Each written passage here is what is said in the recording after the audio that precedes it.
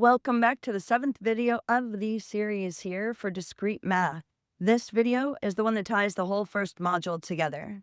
And we've built up logic piece by piece, propositions, connectives, truth tables, conditionals, equivalences, and quantifiers. Now it's time to show you that none of it was theoretical. Every single one of those ideas is something you use by name and every time you write code. Let's make the translation concrete. The core message of this video: every condition you write is a logical expression in disguise. The connectives from this module are not some separate academic language that lives only in a textbook. They're the exact rules your programming language follows when it decides which branch of your code to run. I think you probably got that by now if you've watched the previous 6 videos. Now, when you understand the logic, you understand the code at a deeper level. And the goal of this video is to make that translation automatic, so that you see a condition and instantly read the logic underneath it.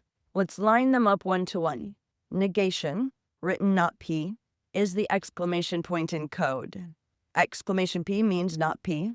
Conjunction, P and Q, is the double ampersand. Disjunction, P or Q, is the double pipe. The conditional, P arrow Q, shows up as the if statement itself. If P holds, then do Q. And the biconditional, P double arrow Q, which means both sides have the same truth value, is exactly an equality check, the triple equals. 5 logical ideas, 5 things you already type if you're coding.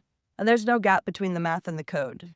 They are the same thing, wearing different notation. Now, one place where code is actually a little smarter than a plain truth table, and it follows directly from the logic. Look at this check. If user and user dot is active, with the double ampersand, and the moment the left side is false, the right side is never even evaluated. Why bother? And needs both sides true. So if the first is already false, the answer is settled. Save energy.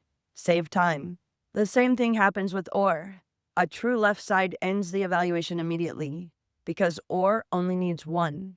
This is called short circuit evaluation. And notice it does not break the truth table at all.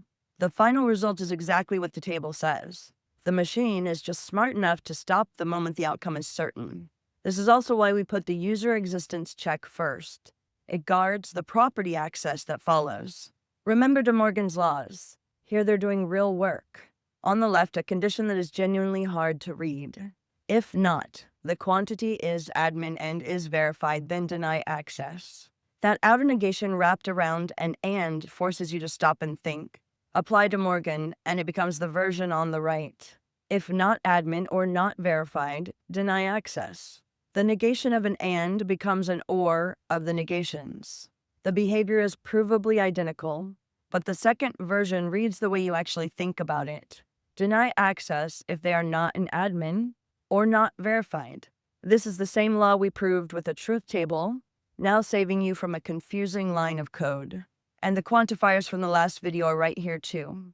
On the left, the universal quantifier for all, written as the every method. This is true only if every number in the collection is greater than 0. One failure, and it returns false. Exactly like a single counterexample defeating a for all claim. On the right, the existential quantifier. There exists, written as the sum method. This is true if even one number is greater than 0. One success, and it returns true. Exactly like a single example proving a there exists claim.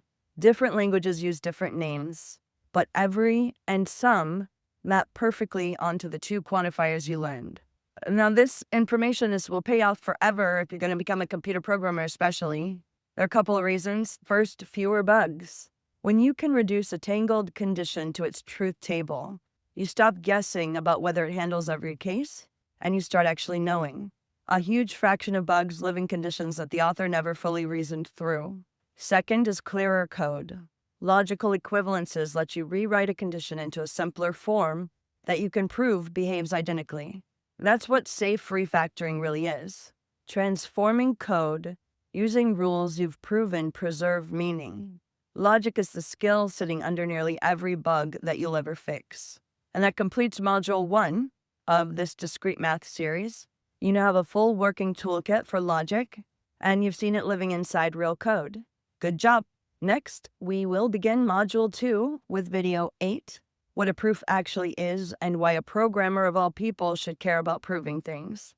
This is where we go from checking individual cases to establishing that something is true for every case at once. If you think this might be helpful, if you have found it helpful, please subscribe.